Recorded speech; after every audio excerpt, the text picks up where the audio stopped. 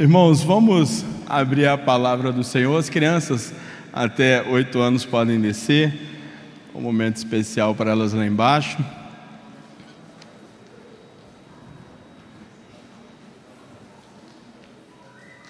E os irmãos podem abrir a palavra do Senhor no livro de Atos, no capítulo 23. Nós vamos ler o versículo 11.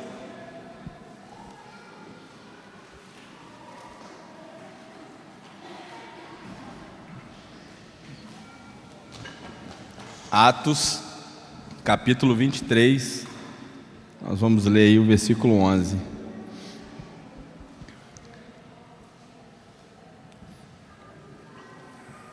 Amém? A palavra do Senhor diz assim: na noite seguinte, o Senhor, pondo-se ao lado de Paulo, disse: coragem, pois assim como você deu testemunho a meu respeito em Jerusalém, é necessário que você testemunhe também em Roma. Alguma outra versão vai estar aí: na noite seguinte, Jesus, pondo-se ao lado de Paulo, disse: ser forte. Então, nessa noite nós temos que entender algumas coisas aqui nesse pequeno versículo que nos diz muitas coisas. Paulo, ele havia chegado em Jerusalém. Era a festa de Pentecostes, a cidade estava bastante cheia, e Paulo ele tinha ido até Jerusalém. Ele sempre expressou o desejo de chegar até Roma, mas nesse momento ele estava indo a Jerusalém, principalmente para levar algumas ofertas das igrejas, de origem gentia até aos judeus. E ele chega, ali em Jerusalém. Ele encontra com Tiago, que era o líder da igreja de Jerusalém nesse momento. Só que essa viagem, ela não é tão tranquila, porque os presbíteros de Éfeso já haviam alertado Paulo da preocupação dele ir a Jerusalém, dos judeus quererem matá-lo por aquilo que ele estava fazendo. Tinha alguns boatos, algumas mentiras sendo levantadas por causa de Paulo, e eles estavam temerosos no coração que ele fosse até lá. Mas Paulo, sempre muito corajoso, não se deixou intimidar e chegou em Jerusalém.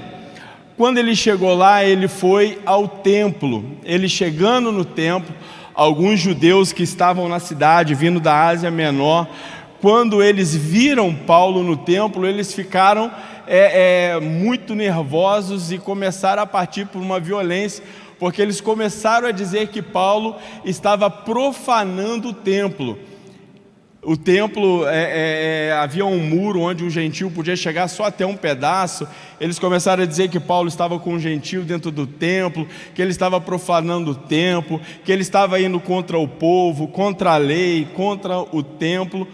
E nesse momento o povo se enfurece, e eles juntam em Paulo e eles começam a lixar Paulo ali, tiram ele do templo, jogam ele para o lado de fora, começam a falar sobre essas mentiras, que ele estava profanando ali o templo, e começam a bater e começam a gritar contra Paulo, dizendo: olha, mata Paulo, mata ele, vamos matar. Ao lado do templo existia uma fortaleza chamada Antônia, porque os romanos, apesar deles darem liberdade de culto aos judeus, mas eles controlavam, principalmente nesse tempo de festa, que a cidade estava muito cheia, com medo de alguma revolta. E nesse momento o comandante romano, vendo toda aquela situação, Paulo apanhando, ele vai lá, que é Cláudio Lísias, esse comandante, e ele tira Paulo da mão dos judeus. Eles vão acorrentar Paulo e falar: não, deixa esse prisioneiro comigo, deixa que eu vou dar um jeito nele, vamos prendê-lo, vamos açoitá-lo para poder interrogá-lo ele nesse momento. Só que nesse momento Paulo, ele vai se utilizar dos direitos que ele tem. Ele fala: vocês vão açoitar um cidadão romano sem primeiro levá-lo a julgamento? E aí eles ficam meio preocupados. Paulo continua ali preso, mas pede o seu direito. E aí eles já começam a querer investigar, realmente saber o que estava acontecendo. E aí nesse momento Paulo agora ele vai precisar se defender diante do Sinédrio.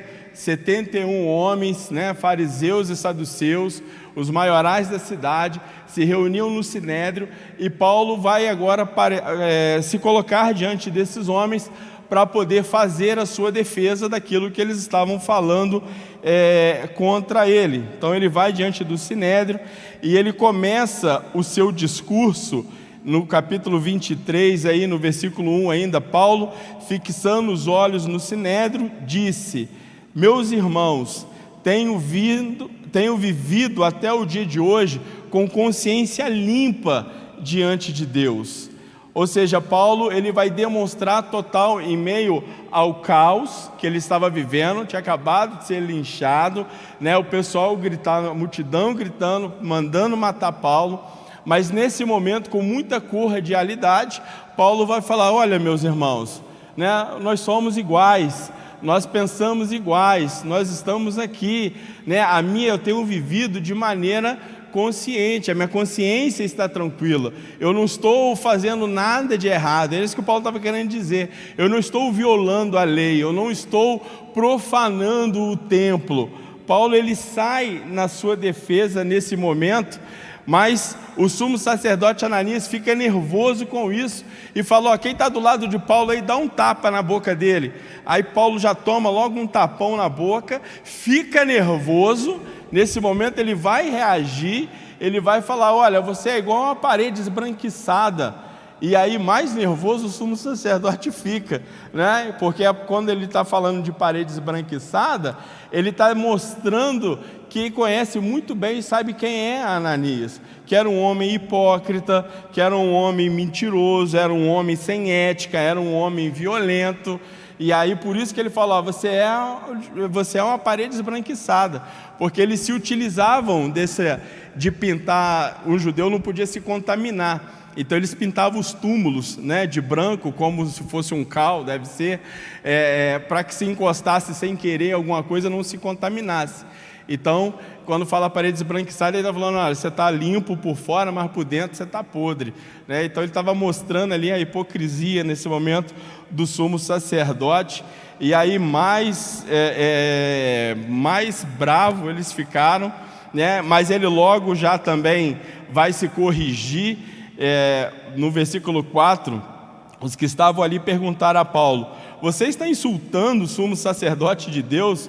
Paulo respondeu: eu não sabia, irmãos, que ele é sumo sacerdote, porque está escrito: não fale mal de uma autoridade do seu povo. Então Paulo ali, com muita humildade, ele ainda vai se retratar diante do Sinédrio, mas você imagina a pressão que Paulo nesse momento não estava sentindo, diante de tudo que ele já havia feito, construído, de todo o seu testemunho de vida.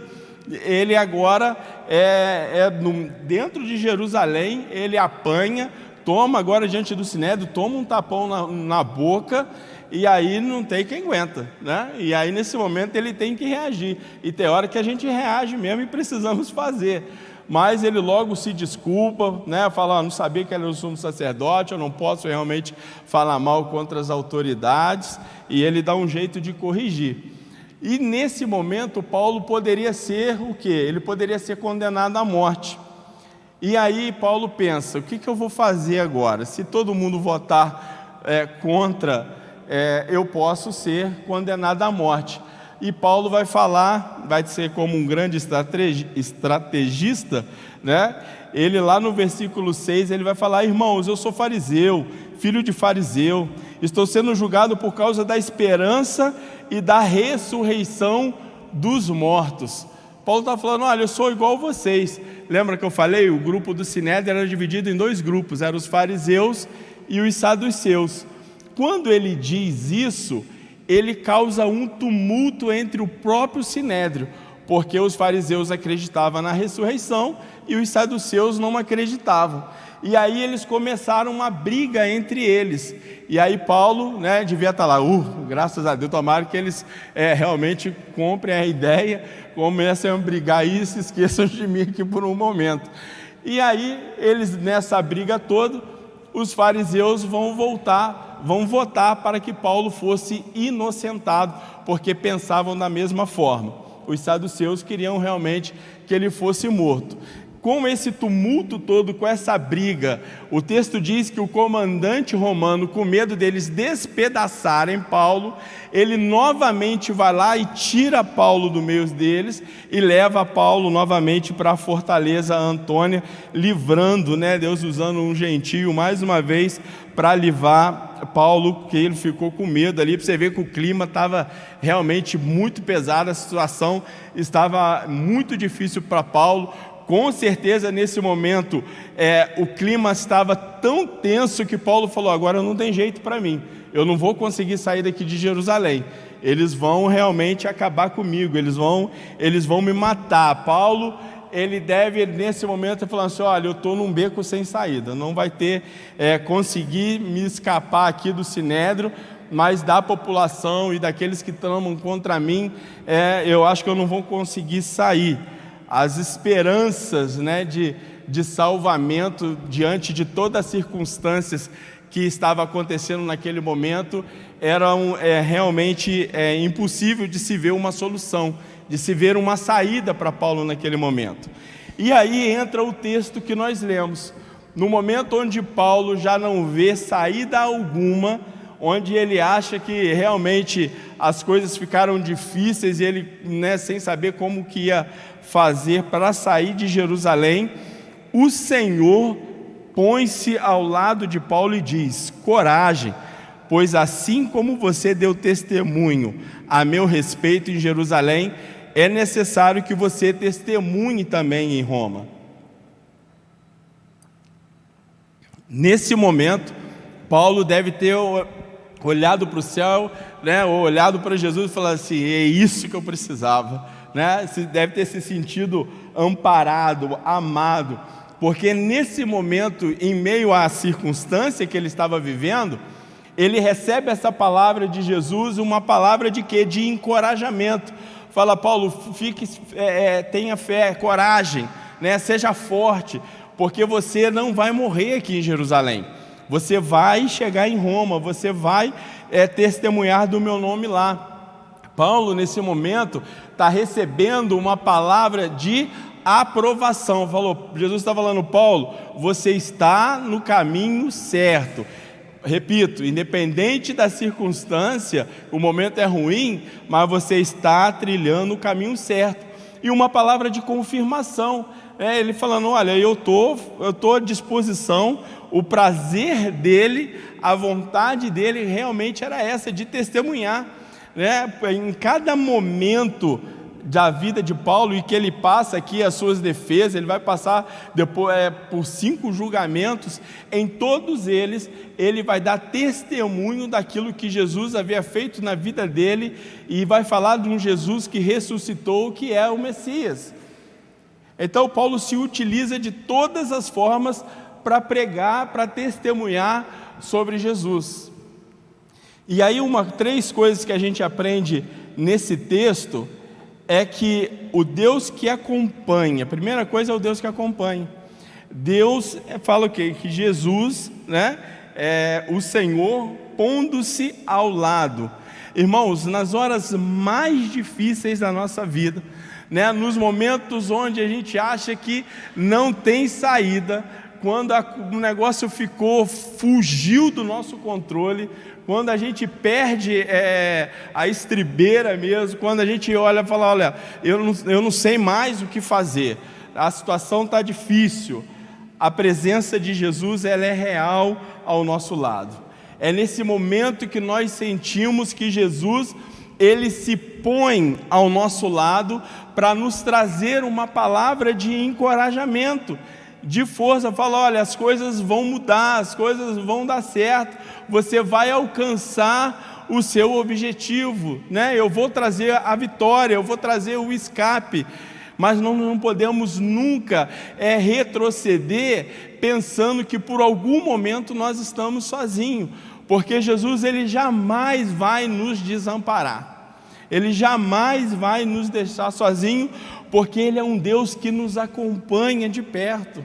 Quando nós oramos, ele nos escuta, ele está pronto a ouvir o clamor do nosso coração.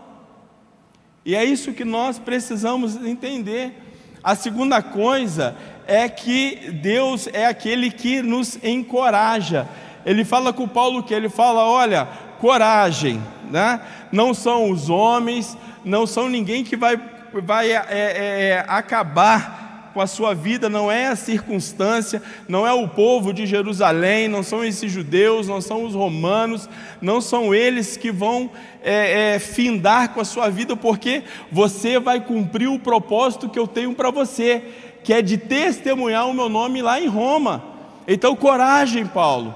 E às vezes é o que Jesus fala com a gente, fala, olha, coragem, ser forte, porque muitas das vezes a vontade que nós temos diante das circunstâncias que nós estamos passando é de retroceder, é de voltar, é de desanimar, é de parar, é de abandonar, é de deixar de vir na casa do Senhor, é de deixar de ler a Bíblia. E Jesus está do nosso lado falando, olha, coragem, prossiga, né? Cumpra o propósito que eu coloquei no seu coração, obedeça aquilo que eu falei para você fazer, né? Vá em frente, continue, vai dar certo. É essa palavra de Deus no nosso coração, né? A gente não está aqui para retroceder, nós estamos sempre aqui para avançar no nome de Jesus, porque Ele é o Jeová Nissi, Ele é o Deus da bandeira, né? Ele é o que vai na nossa frente, Ele é o nosso comandante, é Ele que nos dá as estratégias, é Ele que vai nos impulsionar.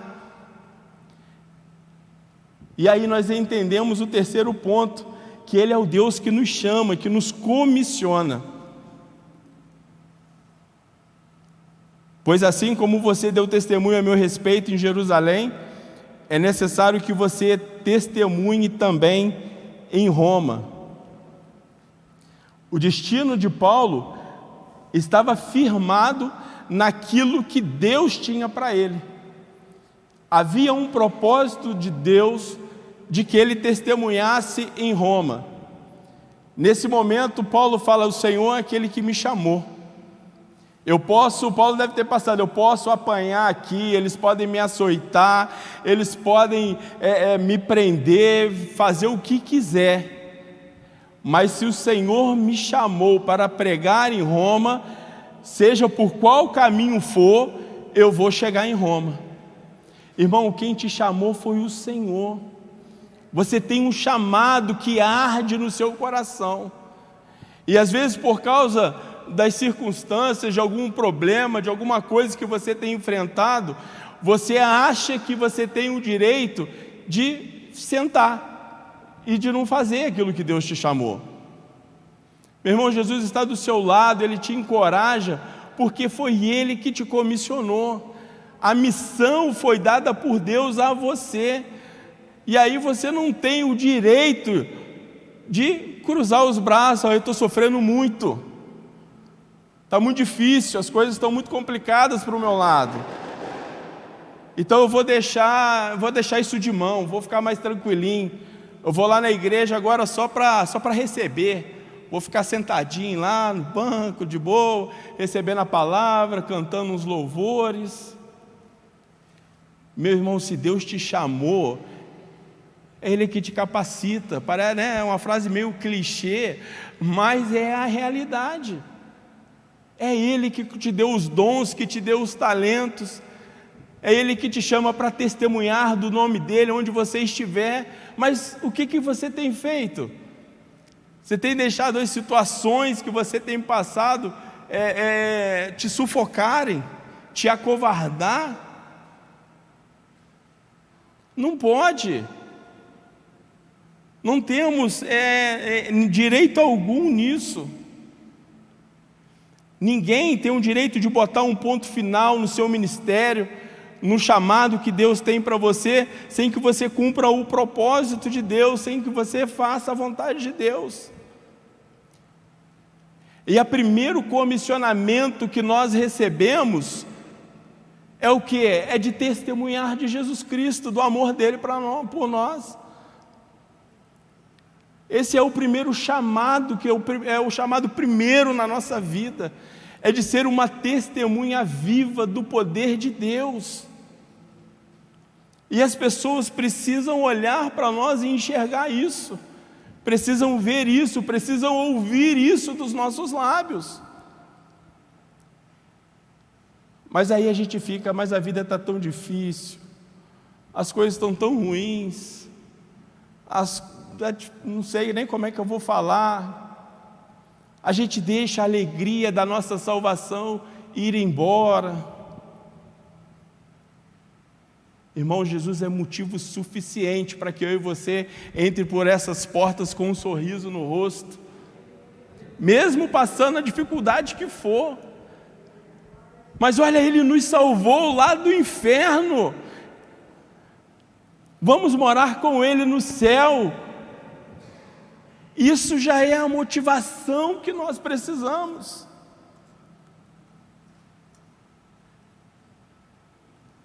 Agora tem uma coisa também que a gente precisa entender. Eu já poderia encerrar por aqui essa palavra e fazer um apelo bem bonito. Dizer para vocês, olha, você que está passando um momento de dificuldade hoje, está sem esperança alguma de que seu problema seja solucionado, você vem aqui à frente que nós vamos orar, que Jesus vai se colocar do seu lado, vai te dar coragem, porque Ele te comissionou. É um apelo bonito, porque muitas das vezes nós invertemos os valores.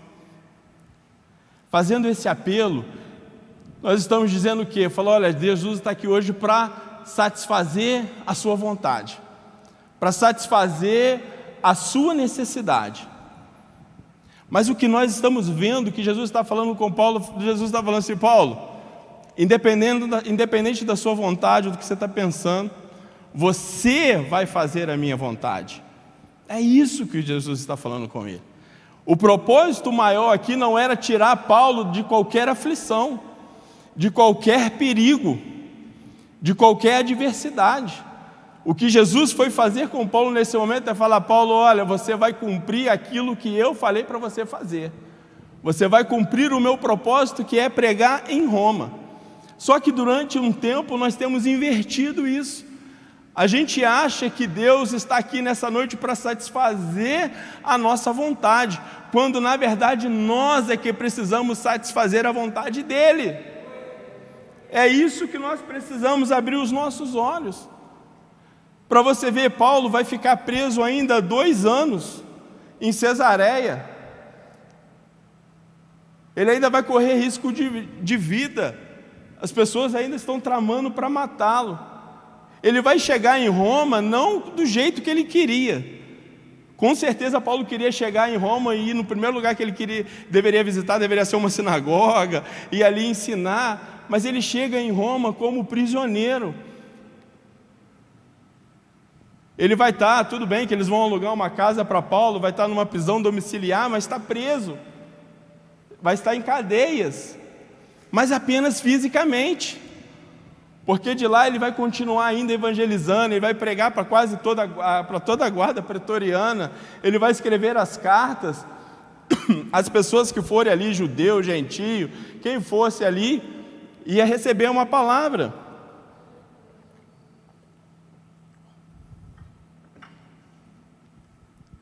Até que vai chegar um momento que depois ele vai ser martirizado.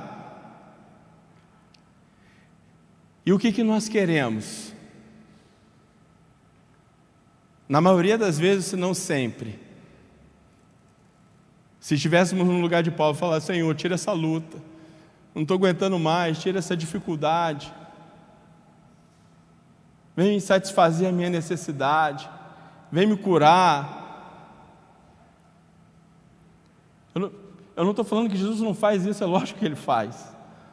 Sou um testemunho vivo disso. Mas Ele faz de acordo com a sua soberania, de acordo com a sua vontade. Eu e você não temos o poder de determinar que Deus vá fazer alguma coisa. Ele faz se Ele quiser, se for para o louvor e glória do nome dEle.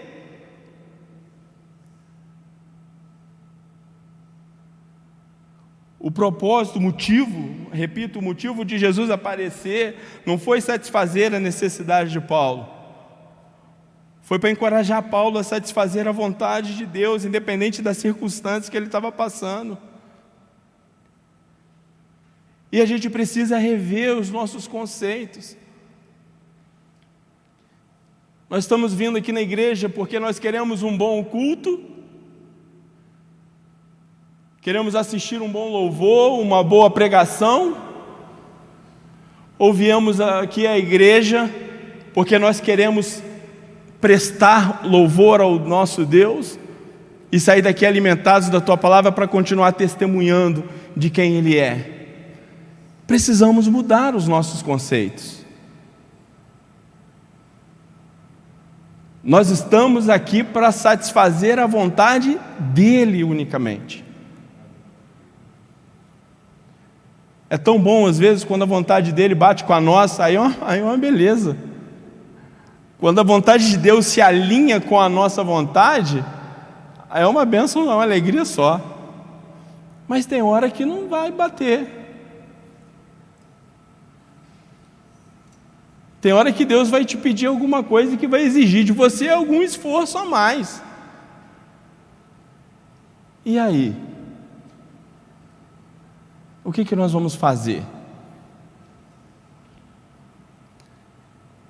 A gente não vê um Paulo questionador, fala, poxa, eu estou fazendo a tua obra, eu estou plantando igreja, eu estou formando liderança, eu estou discipulando, eu estou escrevendo o cânon do Novo Testamento, e o Senhor deixa eu passar por tudo isso, não vai intervir? Ele apenas agarrou o propósito que Deus tinha para ele. Deus falou, fica tranquilo, Paulo, você não vai morrer em Jerusalém, você vai para Roma. Ele falou, então é isso que eu precisava. Agora a forma que ele chegou lá, os naufrágios, tudo que ele teve que passar, nada disso abalava a fé de Paulo, porque a fé dele não estava baseada nas circunstâncias que ele estava vivendo, mas sim no chamado que Deus tinha para o coração dele, para a vida dele.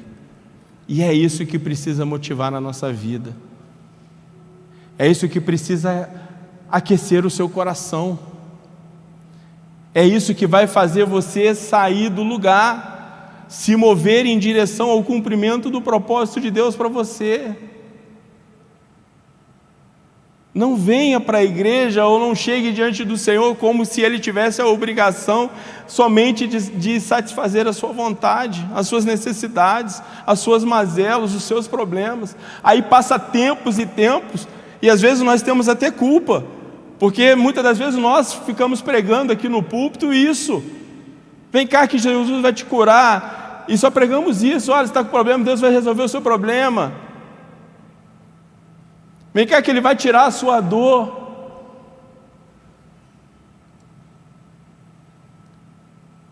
Mas às vezes o que Deus quer é fazer com que essas situações tragam um despertar para você. E aí a gente está pedindo da maneira errada.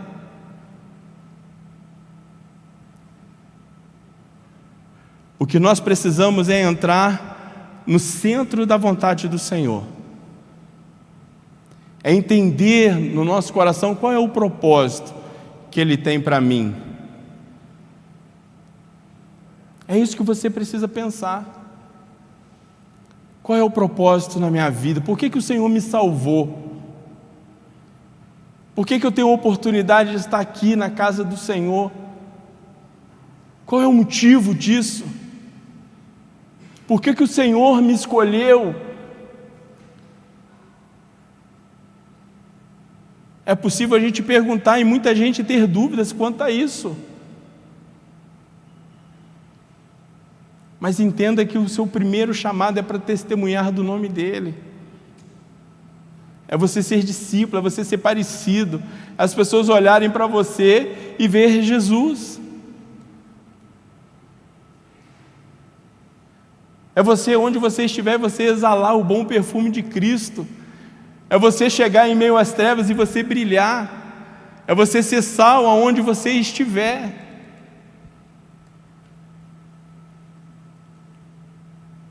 Reveja o seu conceito. Não espere apenas que o Senhor agrade o seu coração, agrade o coração do Pai. E aí você vai poder experimentar daquilo que Ele tem de melhor para você.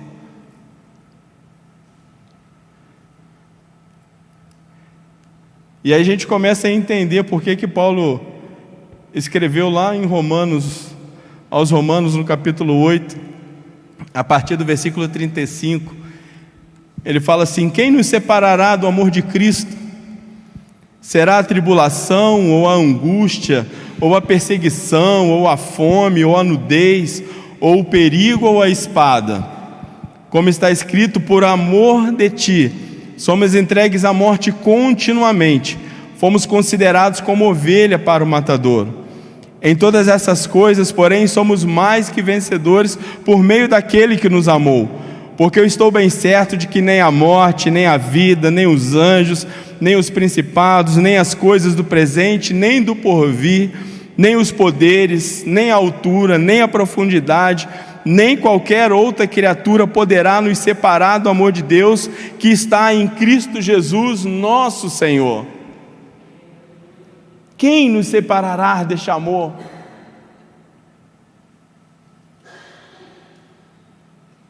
E aí a gente olha para a vida de Paulo, olha ele escrevendo esse texto, e a gente sente a verdade exalando, né, das letras da sua carta.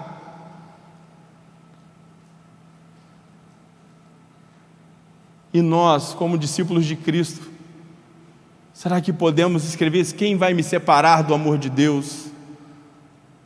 Ninguém me tira do propósito de Deus, ninguém vai me calar. Eu vou testemunhar o tempo todo que Ele é o Senhor, que Ele é o meu Salvador. Mas volta e meia a gente se vê caído, prostrado, triste, desanimado, por causa das circunstâncias que nós estamos vivendo.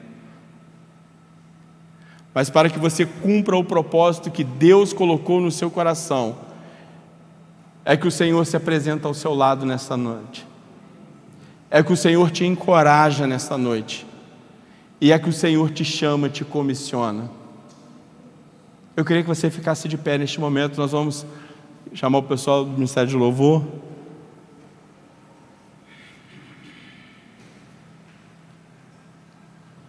Nós vamos louvar ao Senhor com um cântico.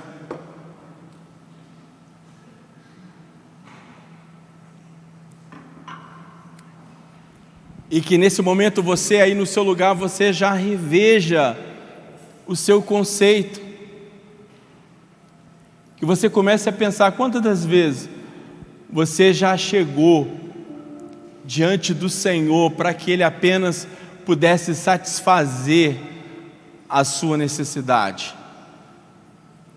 sem pensar no propósito que Ele tinha estabelecido para você, sem pensar no chamado que Ele tem para você. Quantas vezes você já chegou diante do Senhor achando que você que é Deus? Eu ordeno, eu falo, eu determino, o Senhor tem que fazer, achando que às vezes é por merecimento, sei lá. Sou tão bonzinho, estou fazendo tudo tão certinho, estou indo na igreja todo domingo, e o Senhor tem que fazer, tem que trazer.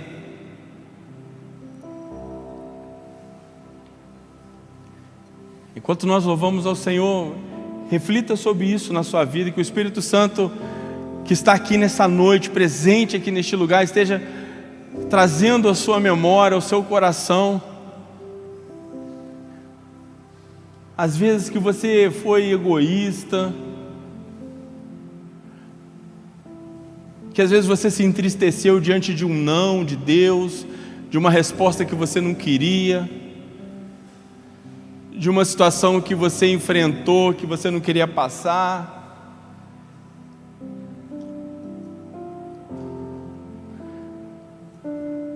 Às vezes você tem que falar com o Senhor: eu não entendia isso. Eu não entendia nem que o Senhor tinha um propósito para mim.